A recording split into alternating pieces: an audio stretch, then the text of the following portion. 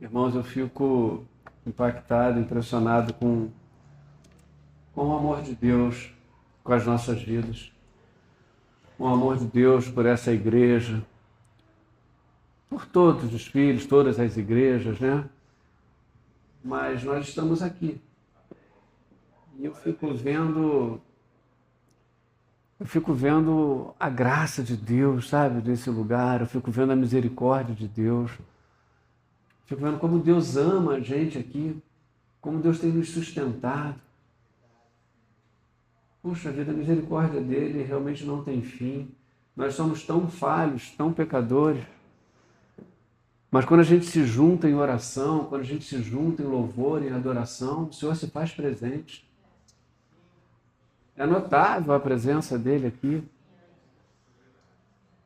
Que maravilhoso. Que o Senhor nos conduza, tenha misericórdia, sempre nos forneça assim, essa graça de adorarmos Ele, de termos culto a Ele dessa forma tão genuína, tão viva, tão intensa, cada vez mais intensa. Em nome de Jesus. Maurilinha, acenda essa luz aqui para ti, por favor. A primeira, isso. Obrigado, querido. Obrigado. Irmãos, vamos abrir as nossas Bíblias no livro na carta de Paulo aos Romanos. Carta de Paulo aos Romanos.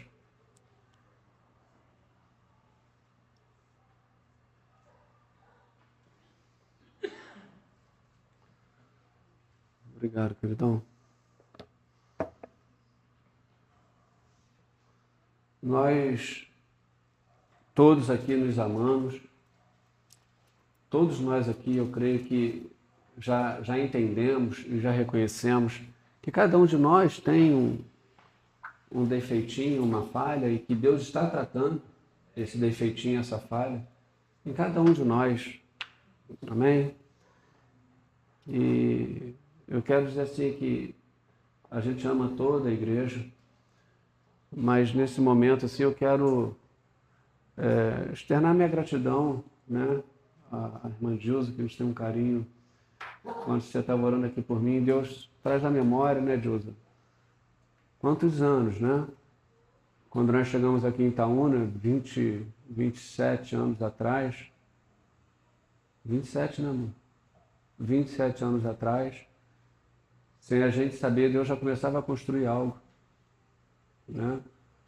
Nas suas conversas com a pastora, ela na sua casa, vocês orando, a gente não sabia de nada, a gente não tinha nem noção, não tinha nem ideia. E Deus já vinha construindo, né? Deus já tinha te dado sonhos, né? Então hoje você orando aqui por mim, orando pela igreja, Deus trouxe isso à memória, o quão é precioso, né? A sua vida, quão é precioso as nossas vidas, e aquilo que Deus tem, irmã, para Itaúna do Sul, ninguém vai frustrar. Ninguém vai frustrar. Ninguém vai roubar, ninguém vai impedir, porque agindo Deus, quem impedirá? Né? E hoje nós estamos aqui reunidos, no nome dEle, na presença dEle, fazendo aquilo que Ele tem dado a nós para fazer. Mesmo dentro das nossas limitações, mesmo dentro das nossas fraquezas, né? Mas a gente tem se esforçado. A gente tem tentado buscar em Deus para fazer o melhor, se dedicado a fazer aquilo que Deus tem confiado a cada um de nós como igreja para fazer. E eu creio que, como 27 anos atrás, hoje a gente está falando de 27 anos atrás, eu creio que daqui a 20 anos nós vamos estar olhando para trás e falando, lembra como a IES começou, como Deus plantou a igreja? Lembra quando a gente se reunia lá, no domingo de manhã? Lembra quando a gente estava naquele templo que era lá no salão do Cristóvão da Zefa? Né? Eu creio que Deus vai trazer isso à memória da gente. Como foi lido aqui no início, a gente não sabe os planos que Deus tem. Mas uma coisa a gente sabe. Ele tem planos e Ele nos dará a vitória. Em nome de Jesus. O povo de Deus é um povo vitorioso. A igreja de Deus é uma igreja vitoriosa. A igreja de Deus é uma igreja vitoriosa. Nós somos a igreja do Senhor. Embora a gente passe por dificuldades, embora a gente atravesse desertos, embora a gente passe tempos de opressões do maligno terríveis, difíceis, e é justamente quando a gente pensa que não vai transpor, é justamente quando a gente pensa que a gente não vai vencer, é justamente onde Deus diz: eu estou contigo. E o meu poder se manifesta na tua fraqueza. Então, igreja, não vamos deixar de orar. Não vamos parar de adorar. Não vamos parar de confiar no Senhor e clamar a Ele. Amém, irmãos? Amém. Deus abençoe as nossas vidas, Deus abençoe a sua casa, a sua família. Deus continue te abençoando, irmã Dilza, em nome de Jesus. E você, como todas as mulheres dessa igreja, se levante como coluna de oração. Coluna de oração, de intercessão. Você sabe, as mulheres sabem, eu sei, os homens sabem que Deus tem algo para então lado sul através dessa igreja. Então que todos nós possamos nos levantar, né, como intercessores pela obra de Deus para a cidade de Itaúna do Sul. Juntos nós somos mais fortes. Em nome de Jesus. Nós, como pastores, precisamos de vocês. A igreja precisa dos pastores. Os irmãos, cada um precisa um do outro. Então que a gente realmente se mantenha em oração, firme, acreditando que Deus tem algo para as nossas vidas e através das nossas vidas. Amém? Amém. Graças a Deus. A carta de Paulo aos Romanos, nós vamos ler aqui no capítulo 3, versículo 21. O apóstolo Paulo escreve essa carta aos Romanos. É uma carta maravilhosa, né? Uma carta... Bom, todas as cartas de Paulo são maravilhosas. Paulo está escrevendo aos Romanos na intenção de mostrar para eles que todos pecaram e todos estão afastados da presença de Deus. E que todos, não só judeus, não judeus, mas todos, a partir de Cristo, só têm a salvação por meio dele.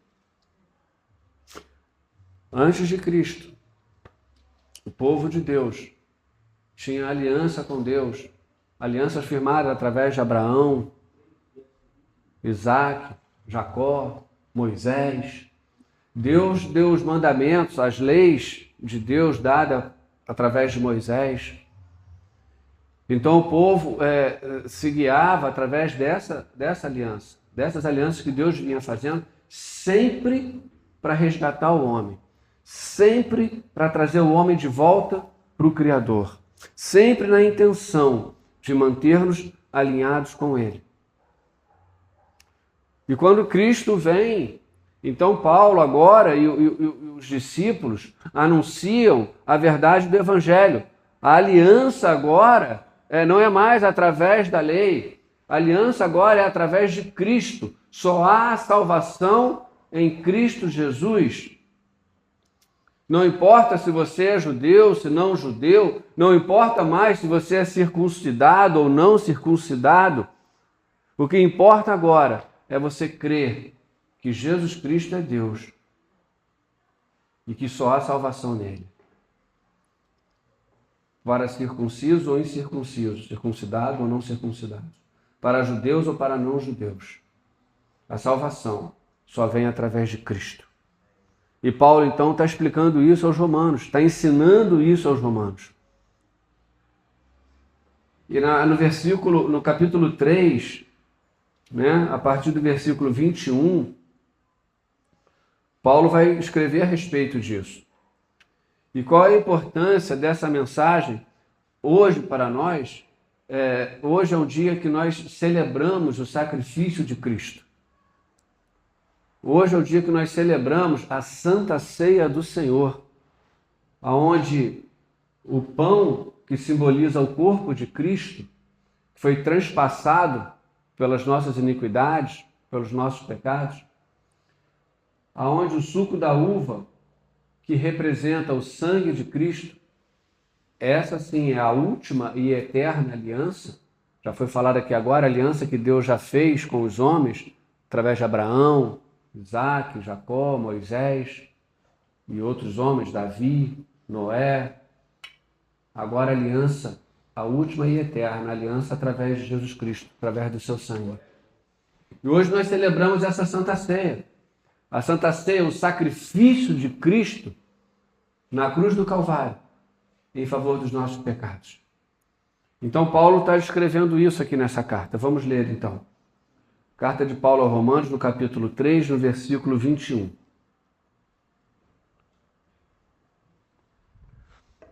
Mas agora, Deus já mostrou que o meio pelo qual ele aceita as pessoas não tem nada a ver com a lei. A lei de Moisés e os profetas dão testemunho do seguinte. Então já começa aqui, né? Deus já mostrou que o meio pelo qual ele aceita as pessoas já não tem a ver com a lei, né? Aí ele vai continuar no 22. Deus aceita as pessoas por meio da fé que elas têm em Jesus Cristo. Ou seja, você pode ser judeu. Jesus Cristo, judeu, veio da Judéia. Você pode ser judeu, mas se você não crê em Jesus, você não tem a salvação.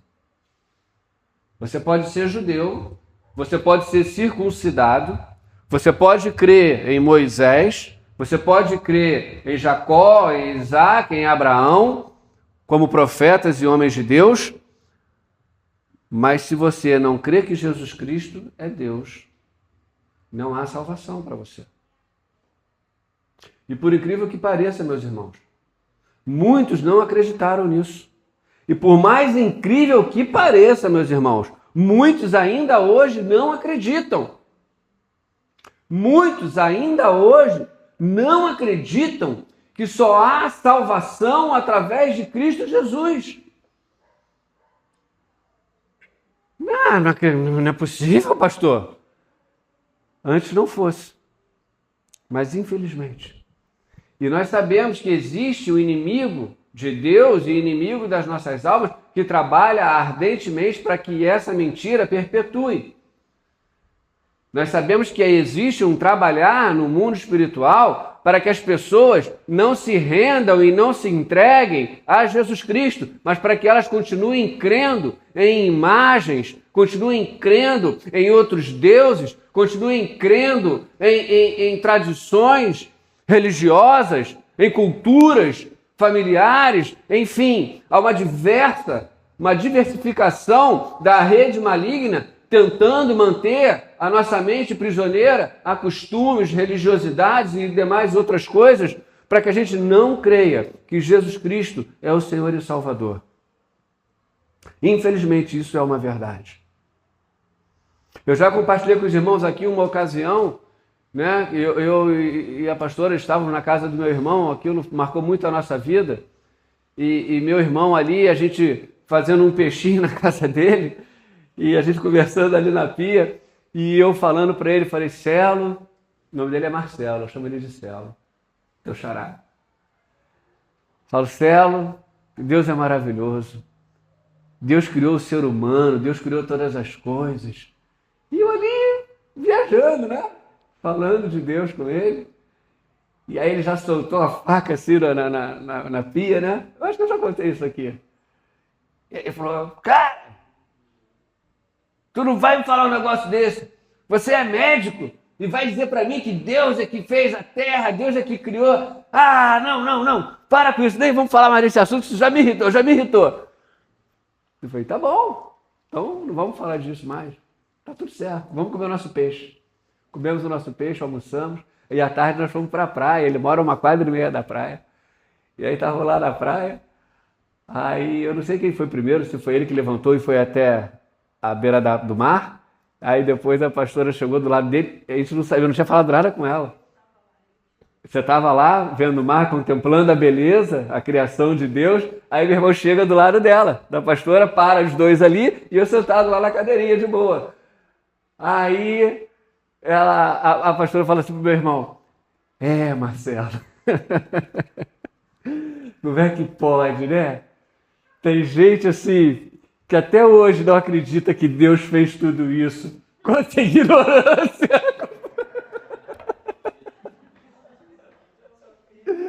Ela não sabia de nada. Aí falou que meu irmão olhou para ela assim, ué...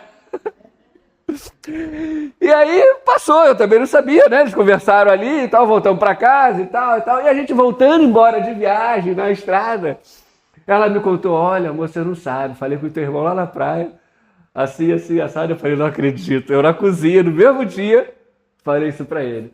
Então, por que eu estou falando isso, irmãos? Eu estou só ilustrando como um fato real, como existem pessoas que até hoje não creem que Jesus Cristo é o Senhor e o Salvador. E pela... Isso. E pela misericórdia do Senhor, hoje o meu irmão enxerga. Hoje ele louva ao Senhor por tudo que ele é. Hoje ele tem plena convicção de quem ele é filho. Filho do Deus Pai, do todo grandioso Salvador, do Rei da Glória. Ele hoje faz estudos da Bíblia, me liga, me manda, e ele se dá risada junto. Ele, cara, tu lembra disso? Fala, meu irmão, ele fala, Deus teve misericórdia da nossa vida, Deus mudou a nossa história, e a gente hoje celebra e se alegra junto. Graças a Deus, meus irmãos. Então, assim, infelizmente, tem pessoas que até hoje não creem que Jesus Cristo é o Senhor. Tem pessoas que até hoje não acreditam que são falhas e são pecadoras. Né? Uma vez vamos chamar de amigo meu, eu conversando com ele também por telefone, e ele disse assim para mim, mas você fala que esse teu Deus aí, que ele é Salvador, que ele veio para me salvar, mas me salvar de quê? Me salvar de quê? Não estou preso e nunca fui preso. Pago os meus impostos, pode levantar a minha ficha, nunca tive o nome no Serasa, no SPC, eu nunca fui preso, eu sou um homem correto, e realmente, não se encontra uma vírgula para falar mal dele. Um homem íntegro, um homem correto, um homem estudado, um homem... Me salvar de quê? Olha a afronta. Que esse teu Deus aí vai me salvar. Falei, te salvar dos pecados. Que pecado? Que pecado? Falei, dos pecados. Dos pecados que todos nós nascemos. Do pecado que todos nós carregamos. Do pecado que nos separa do Salvador. Então, meus irmãos, a Bíblia, ela é um divisor de águas. Cristo é um divisor. Na própria história é classificada antes de Cristo e depois de Cristo. A nossa vida também é assim. Antes de Cristo, nós éramos como ovelhas desgarradas, vivíamos perdidos, vivíamos debaixo de uma sentença de morte, vivíamos debaixo de uma sentença pecaminosa que se instalou sobre nós lá na criação do mundo através da desobediência de Adão e Eva. Todos conhecem a história, amém? E de lá para cá, então, nós fomos criados, nós fomos nascendo debaixo de uma natureza humana e pecaminosa. E Cristo veio e gerou um divisor na nossa história. Através de Cristo, nós temos um divisor na nossa vida. Nós éramos assim antes de Cristo. E agora, depois que estamos em Cristo, depois que somos nascidos de novo, nós temos uma novidade de vida, agora com Cristo. Já não estamos mais debaixo da lei, já não estamos mais debaixo do pecado, mas estamos debaixo da graça do Senhor e Salvador Jesus Cristo, que nos amou primeiro, sendo nós ainda pecadores, para mudar a nossa história de vida. E isso se manifesta através do teu sacrifício. Isso se manifesta através do sacrifício dele na cruz do Calvário, dando o seu corpo pelos nossos pecados e o seu sangue para firmar a aliança para conosco. Amém? Então, no versículo 23, vou ler o 22 aqui de novo. Deus aceita as pessoas por meio da fé que elas têm em Jesus Cristo. É assim que ele trata todos os que creem, pois não existe nenhuma diferença entre as pessoas. Não existe nenhuma diferença entre as pessoas. Todos são iguais. Todos são pecadores. Todos. Todos. Todos são pecadores. Existem diferença nas consequências de cada pecado. Mas pecado é pecado. Já foi falado isso aqui, acho que na semana passada. O pecado de você dar um troco errado de 10 reais, eu falei isso aqui semana passada. É o mesmo pecado do assassino, da prostituta, do traficante. Ai, que nojo, cruzes, aquela que é prostituta. Ai, que nojo, cruzes, aquele que é assassino. Ai, que nojo, cruzes, que você bota uma bala no teu bolso e sai sem pagar do mercado. Ai, que nojo, cruzes, você que fala mal do teu irmão. Ai, que nojo, cruzes, você que não perdoa o seu irmão. Também é pecado. Desobediência. Se Deus manda a gente perdoar, por que a gente não perdoa? Está em desobediência, está em pecado. Ai, que nojo, cruzes. É você querer tirar o cisco do olho do teu irmão, mas não tirar a trave do teu, hipócrita. Ai, que nojo, cruzes. É você querer julgar o teu próximo e não cuidar de você.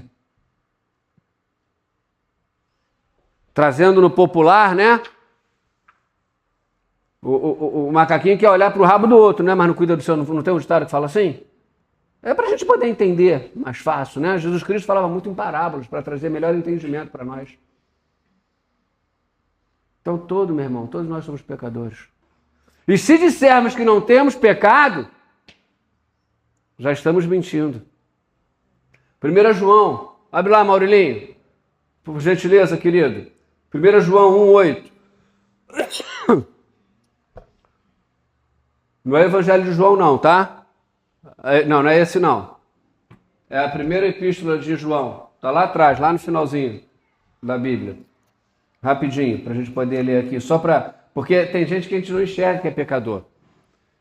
E quem te convence é o Espírito, não sou eu. Quem te convence é a palavra de Deus. Então vamos para a palavra. Vamos ler a Bíblia. A Bíblia nos ensina que a gente conhece a verdade. E a verdade nos liberta. Aí, ó. Se dissermos que não temos pecado, aquele amigo que eu estava falando dizia para mim que não, que pecado. Me salvar de quê? Olha a soberba, olha a altivez da natureza humana instalada na nossa mente e no nosso coração. Vou me arrepender de quê? Vou me arrepender de quê? Vou ser salvo de quê? Se eu sou um bom homem, se eu sou uma boa mulher, aí vamos para a Bíblia, irmão. Vamos para a Bíblia, igreja. Se dizemos que não temos pecados, estamos nos enganando. E não há verdade em nós. Passa mais uma, Aurilinho. Deixa eu ver o que fala aqui no outro, no 9. Mas se confessarmos os nossos pecados a Deus, Ele cumprirá a sua promessa e fará o que é correto. Perdoará os nossos pecados e nos limpará de toda a maldade. Vai em Provérbios, Maurilinho, 28:13. Provérbios 28:13. Aquele que oculta, que esconde o seu pecado, não alcança misericórdia. Mas aquele que se arrepende e confessa diante de Deus, é algo parecido assim. Provérbio: quem tenta esconder os seus pecados não terá sucesso na vida. Meu irmão, não é livro de história, não. É o Evangelho. É a palavra de Deus. É a palavra da salvação que está te ensinando. Preste atenção, igreja, em nome de Jesus. Está te ensinando. O que é ter sucesso na vida? Não é só financeiro. É ter paz. É ter paz. É ter uma vida em comunhão com Cristo.